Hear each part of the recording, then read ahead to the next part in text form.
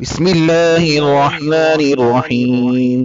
يا أيها الذين آمنوا هل أدلكم على تجارة تنجيكم من عذاب أليم تؤمنون بالله ورسوله وتجاهدون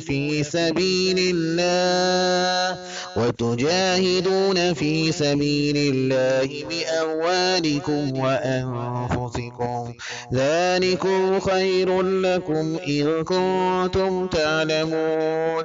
يغفر لكم ذنوبكم ويدخلكم جنات تجري من تحتها الأنهار ومساكن طيبة في جنات عدن، ذلك الفوز العظيم.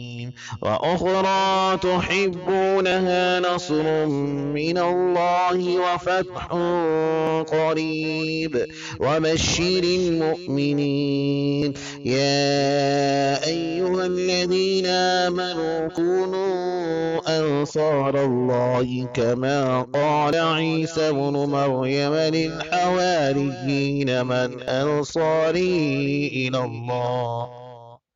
قال الحواريون نحن أنصار الله، فآمنت طائفة من بني إسرائيل وكفرت طائفة، فأيدنا الذين آمنوا على عدوهم فأصبحوا ظاهرين.